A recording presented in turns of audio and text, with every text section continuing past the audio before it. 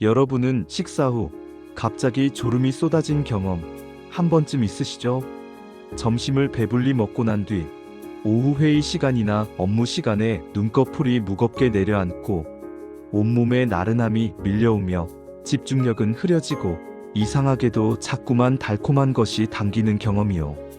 많은 사람들은 이러한 상태를 대수롭지 않게 여기며 이렇게 이야기하곤 합니다. 점심을 너무 과하게 먹어서 그런가 봐. 혹은 어젯밤에 잠을 좀 설쳤더니 피곤하네. 하지만 여기서 여러분께 한 가지 중요한 질문을 드리고자 합니다. 만약 이처럼 일상적으로 느끼는 졸음과 피로가 단순한 컨디션 난조나 전날의 수면 부족 문제가 아니라 우리 몸 안에서 벌어지고 있는 더욱 심각한 건강 이상 신호라면 어떨까요? 오늘 건강백서에서는 우리 삶의 활력과 수명을 조용히 그러나 매우 확실하고 빠르게 갉아먹고 있는 치명적인 현상, 바로 혈당 스파이크에 대해 깊이 있는 이야기를 나누어 보려 합니다. 혈당 스파이크는 의학계에서 글루코스 익스커션이라고도 불리며 혈중 포도당 농도가 식사 후 급격하게 그리고 과도하게 상승했다가 다시 급격하게 떨어지는 현상을 의미합니다. 이 급격한 혈당의 변동은 단순히 순간적인 불편함이나 피로감을 넘어 우리 몸의 여러 핵심 시스템에 치명적인 영향을 미치며 장기적으로는 심각한 질병으로 이어질 수 있습니다. 특히 최근 한국 사회에서는 이 혈당 스파이크의 위험성이 그 어느 때보다도 심각하게 부각되고 있습니다. 대한당뇨병학회에서 발표한 최신 통계 자료에 따르면 2022년 기준으로 30세 이상 성인 7명 중 1명, 즉 약 14.8%가 이미 당뇨병을 앓고 있는 것으로 나타났습니다. 이 수치는 연령대가 높아질수록 더욱 심각해져 65세 이상에서는 무려 10명 중 3명, 즉 28%가 당뇨병 환자라는 충격적인 사실이 밝혀졌습니다. 이러한 통계들은 우리가 막연히 생각하는 것보다 훨씬 더 많은 수의 국민들이 혈당 조절 문제와 씨름하고 있으며 이는 더 이상 특정 연령대의 문제만이 아님을 명확히 보여줍니다. 또한 당뇨병 전 단계에 있는 인구도 엄청나게 많습니다. 30세 이상 성인의 41.1%, 그리고 65세 이상은 거의 절반에 가까운 47.7%가 당뇨병 전 단계에 해당하는데 이는 언제든지 당뇨병으로 진행될 수 있는 고위험군이라는 의미입니다. 다시 말해 대한민국 성인 2명 중 1명은 이미 혈당 건강에 적신호가 켜진 상태라고 볼 수 있습니다. 이러한 상황은 단순히 개인적인 건강 문제를 넘어 사회 전체의 심각한 보건 문제로 인식되어야 합니다. 여기에 더해 젊은 세대의 당뇨병 증가 추세는 더욱 우려스럽습니다. 과거에는 주로 고령층에서 나타나던 당뇨병이 이제는 20대와 30대에서도 빠르게 확산되고 있습니다. 특히 20대 유병률은 2016년 대비 2020년에 약 47%라는 경이로운 증가율을 보였으며 30세 미만 국민의 이형 당뇨병 유병률은 2008년 10만 명당 73.3명에서 2021년 270.4명으로 무려 4배 가까이 폭증했습니다.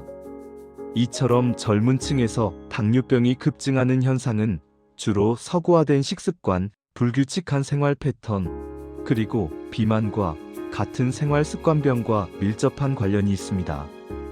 이러한 젊은 당뇨 환자의 증가는 미래 세대의 건강은 물론 국가보건 시스템에도 큰 부담을 안겨줄 것으로 예상됩니다.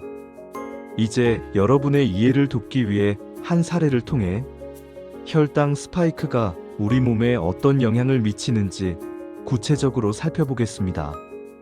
영업일을 하며 하루 대부분을 차 안에서 보내는 박정래 씨의 이야기입니다. 그녀는 시간에 쫓기는 바쁜 일상 속에서 하루 한 끼를 제대로 챙겨 먹는 것조차 쉽지 않았습니다. 대신 그녀의 차 안에는 늘 달콤한 사탕과 바삭한 과자가 가득했습니다. 졸음이 몰려올 때마다 하나씩 꺼내 먹고 허기가 질 때면 이 정도면 괜찮겠지 하며 끼니 대신 간편하게 때우곤 했습니다. 불과 3개월 전 박정래 씨는 건강검진 결과 당뇨 전 단계라는 진단을 받았습니다. 당시 의사로부터 아직은 괜찮습니다.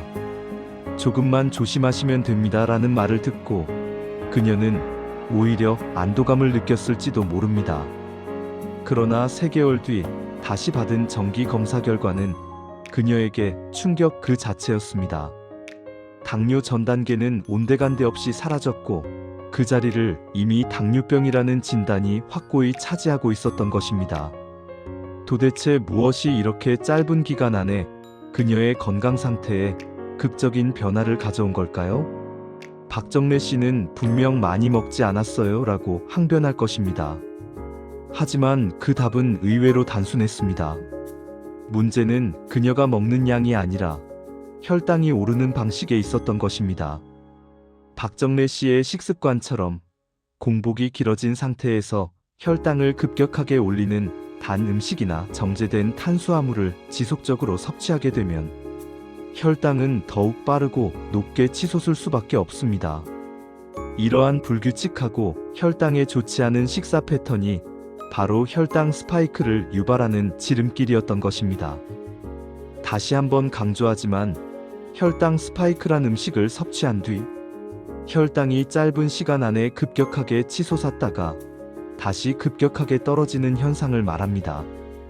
이 과정에서 우리 몸의 췌장은 혈당을 정상 수치로 낮추기 위해 인슐린을 비정상적으로 과도하게 분비하게 됩니다.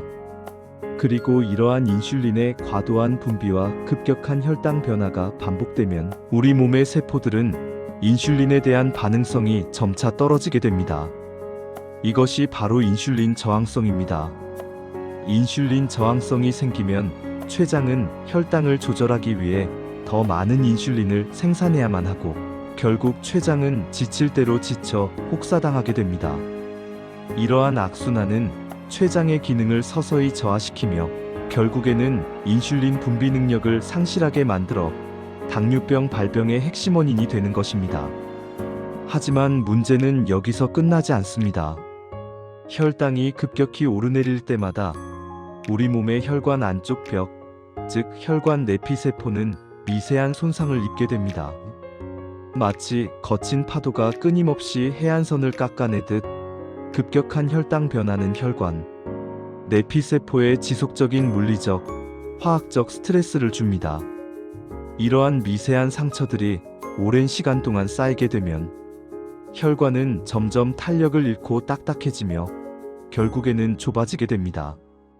이는 우리가 흔히 동맥경화라고 부르는 심각한 혈관 질환으로 이어질 수 있으며 이는 심혈관 질환의 주요 원인이 됩니다. 혈관 손상은 단순히 동맥경화에 그치지 않습니다.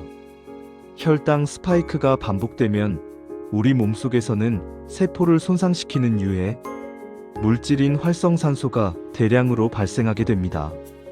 이 활성산소는 세포 DNA를 파괴하고 조직을 손상시켜 심장질환, 뇌질환뿐만 아니라 암 발생 위험까지 높일 수 있는 주범으로 지목됩니다. 또한 최근 연구 결과에 따르면 빈번한 혈당 스파이크는 뇌 속에 아밀로이드 베타라는 독성 단백질의 축적을 촉진하여 치매 발병률을 높일 수 있다는 충격적인 사실이 밝혀지기도 했습니다. 즉, 혈당 스파이크는 단순히 당뇨병 환자에게만 해당되는 문제가 아닙니다. 심근경색, 뇌졸중과 같은 치명적인 심내혈관 질환, 인지 기능 저하 및 치매, 만성적인 피로감, 그리고 우리가 흔히 자연스러운 노화 현상이라고 생각하는 많은 변화들까지 이 급격한 혈당 변동과 깊이 연관되어 있음을 우리는 직시해야 합니다. 박정래 씨의 경우도 마찬가지였습니다. 당뇨 진단과 함께 추가적인 정밀혈관 검사에서 그녀는 예상치 못한 이상 소견을 발견했습니다. 겉으로는 아직 특별한 증상을 느끼지 못하고 멀쩡해 보였지만 이미 그녀의 몸속 혈관에서는 혈당 스파이크로 인한 치명적인 변화가 서서히 시작되고 있었던 것입니다. 많은 분들이 이 시점에서 이렇게 생각할 수 있습니다. 나는 평소에 많이 먹지 않는데요? 또는 밥도 자주 안 먹고 간헐적 단식을 하는데 왜 위험하다는 거죠? 하지만 혈당 스파이크는 얼마나 많은 양을 먹었느냐보다 어떤 음식을 어떤 방식으로 그리고 어떤 순서로 먹었느냐에 훨씬 더 민감하게 반응합니다. 공복 시간이 길어진 상태에서 혈당을 급격하게 올리는 단 음식이나 정제된 탄수화물이 몸속으로 한꺼번에 들어오면 혈당은 그야말로 폭발적으로 그리고 아주 높게 치솟을 수밖에 없습니다.